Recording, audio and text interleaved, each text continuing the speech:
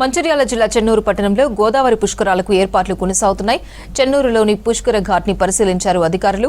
Municipal endowment అధికారులతో కలిసి ఏర్పాట్లను పరిశీలించారు జైపూర్ ఏసీపీ వెంకటేశ్వర్లు. పార్కింగ్, స్నానఘట్టాలు తదితర అంశాలపై అధికారులతో సమీక్ష చేశారు. మంత్రి వివేక్ ఆదేశాలతో ఏర్పాట్లను పరిశీలించినట్లు తెలిపారు అధికారులు.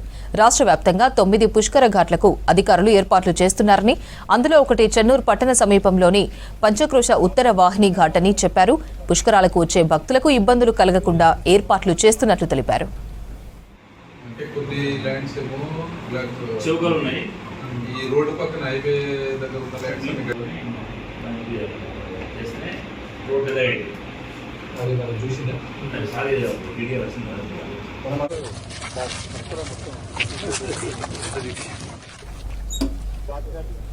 మంచిర్యాల జిల్లా చెన్నూరు పట్టణంలో గోదావరి పుష్కరాలకు ఏర్పాట్లు కొనసాగుతున్నాయి.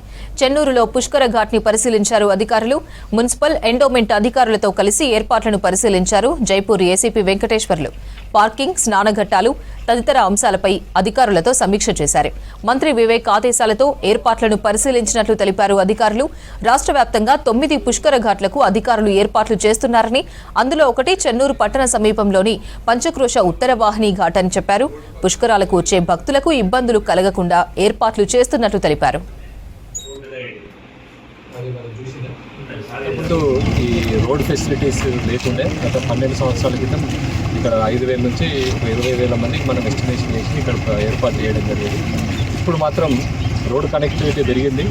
చాలామంది మనం ఒక 2 లక్షల మంది డైలీ వచ్చిపోతారు, భక్తులు వచ్చి వెళ్ళే అవకాశం ఉంది కాబట్టి దానికి తగ్గట్టుగా ఏర్పాట్లు ఉండాలన్న ఉద్దేశంతో గౌరవ మంత్రివర్యులు శ్రీ వివేక్ సార్ గారి చొరవతో ఈ ఘాట్ని టైర్ 1 ఘాట్గా పెట్టడం జరిగింది. ఆ టైర్ 1 ఘాట్స్ ఏవైతే నామ్స్ ఉంటాయో ఆ నామ్స్ ప్రకారంగా ఈ ఘాట్స్ కానీ, తర్వాత ఈ రోడ్స్ కానీ, తర్వాత పార్కింగ్ ఏరియాస్ కానీ, తర్వాత ఇక్కడ టెంపుల్స్ యొక్క డెవలప్మెంట్స్ కానీ, తర్వాత ఈ పార్కింగ్ స్థలాన్ని కానీ కూడా పరిశీలించడం జరిగింది. ఘాట్కి ఆటోమేటిక్గా చేస్తున్నాం. ఈ లంకకి ఇటు సైడ్ తీసుకొని రా మధ్యాహ్నం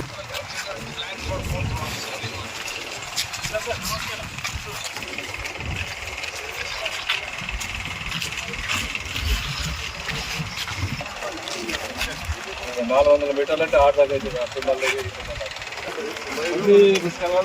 దాకా అంటే కొద్ది ల్యాండ్స్ ఏమో